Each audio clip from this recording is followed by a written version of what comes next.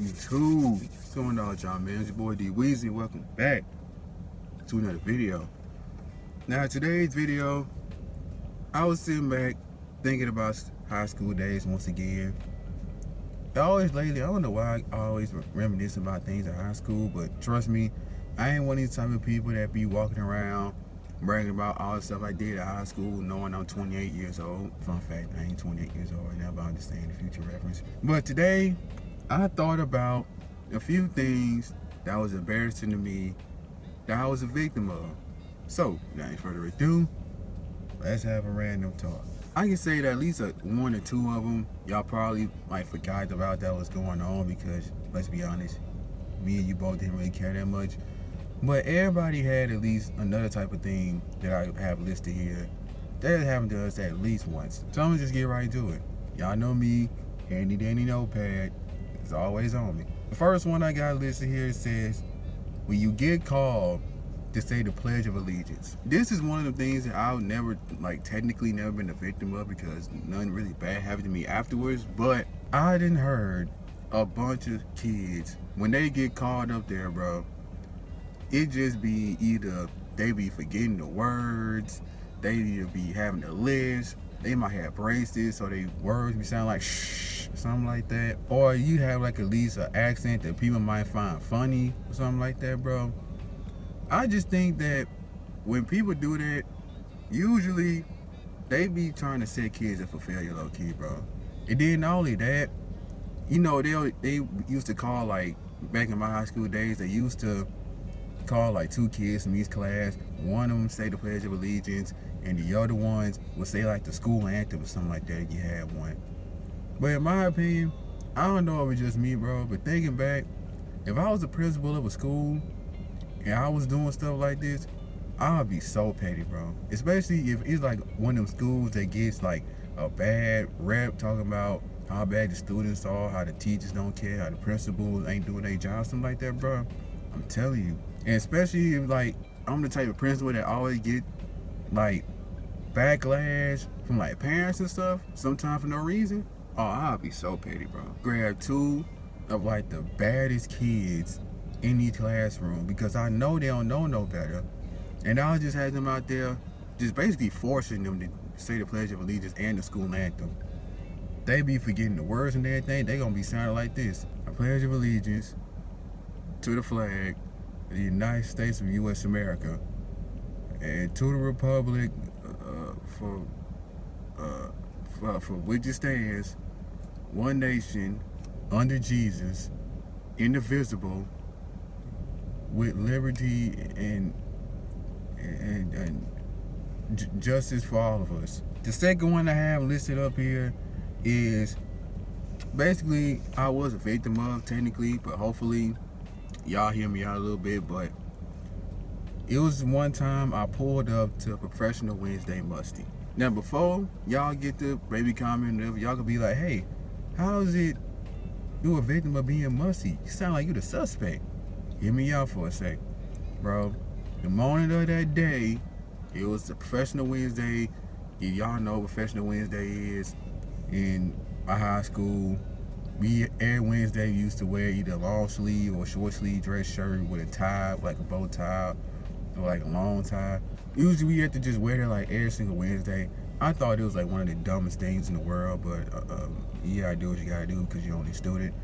So the morning of that day, I guess somebody took my deodorant from my room last night without me knowing, and I literally couldn't find any other deodorant, and I literally had to pull up to the school just musty, bro.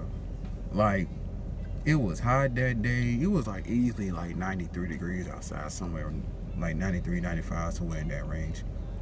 And then what's worse about it, bro, out of that whole day, I remember I was in art class. We all know what art class is, one of those classes that you don't really do anything. You either get a worksheet or something, or it's always gonna have a substitute teacher, and as long as you ain't too loud or you ain't causing no ruckus or whatever, you'll be straight. The teachers don't even be caring. This was the first Professional Wednesday too, bro. This was a whole new school year in 11th grade.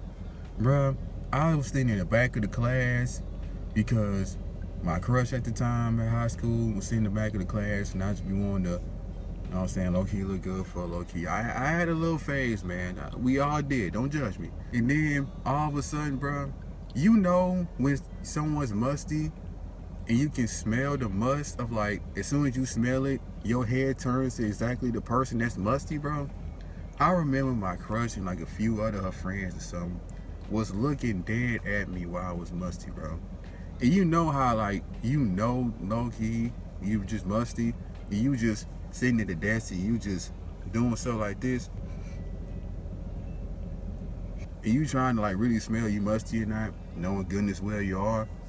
Bro, I'm telling you, I even tried a method of, like, me sitting with my own, like, the clothes I can so I can just seal the must. Doggone well that wasn't gonna work, bro. But I still had to try.